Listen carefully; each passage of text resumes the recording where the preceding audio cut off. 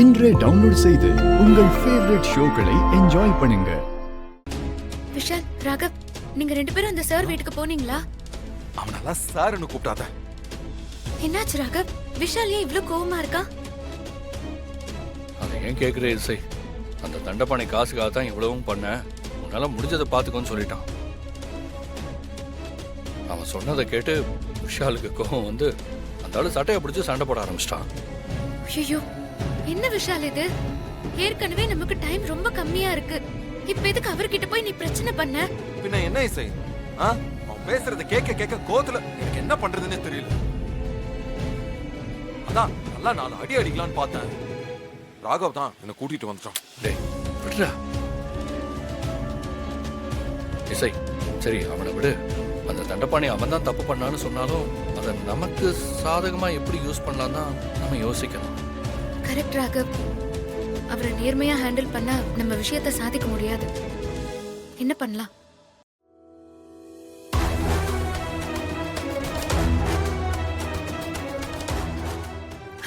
எனக்கு ஒரு ஐடியா தோணுது, கேளுங்க.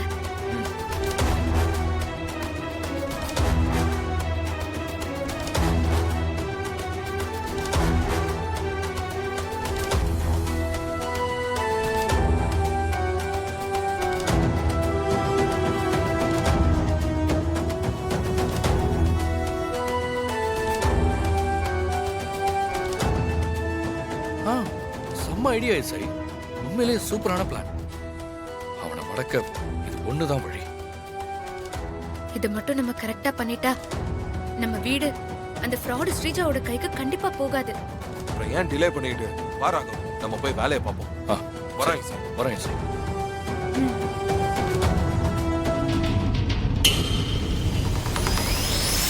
நாளைக்கு தான் இந்த வீடு துக்க வீடா மாறுன்னு பார்த்தா ஆளாளுக்கு ஒரு மூலையில உட்கார்ந்து அழுகிறத பாக்கும்போது இப்பவே அது துக்க வீடு மாதிரி தானே இருக்கு. நான் வர எங்க அப்பா கிட்ட சொல்லி மாலையில வர ஆர்டர் போட்டுட்டேன். ஸ்ரீஜா, என்ன பேசுற நீ? இந்த மாதிரி ஆளுங்க இருக்கிற இடம் இப்படிதான் இருக்கும். எல்லாம் கொஞ்ச நாள் தான். சீக்கிரம் இந்த வீடு கோவிலா மாறும். பாவம், அத பார்க்கதான் நீ இருக்க போறது. நான் இருக்க மாட்டேனா? நாளைக்கு உன் அத்தை இந்த வீட்டை விட்டு போயிருவாங்க. அதுக்கு எதுக்கு சம்பந்தமே இல்லாம உளறிட்டு இருக்க? எது? நானா? என்ன பார்த்தா சம்பந்தம் இல்லாம பேசுற மாதிரி தெரியுதா? பின்ன இல்லையா? நாளைக்கு உங்க மொத்த குடும்பத்தையும் வெளியில தள்ளணுங்கிறது தானே என்னோட பிளானே. ஆனா இந்த வீட்டை விட்டு போறதுக்கு முன்னாடி உன் ஆசை அத்தை இருக்காங்கல்ல, இந்த உலகத்தை விட்டே போயிருவாங்க போல இருக்கே.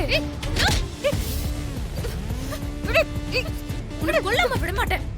அவ்வளவுதான் உனக்கு மரியாதை. நீ நாடகத்தை கொஞ்சம் நிறுத்து. இத பாரு, நீ நினைக்கிற மாதிரி என் அத்தைக்கு எதுவுமே நடக்காது. நாங்க வீட்டை விட்டு போயிடுவோம்னு நீ ஆசைப்படுற அந்த பகல் கனவு என்னைக்கும் பலிக்காது. பார்த்துட்டே இரு.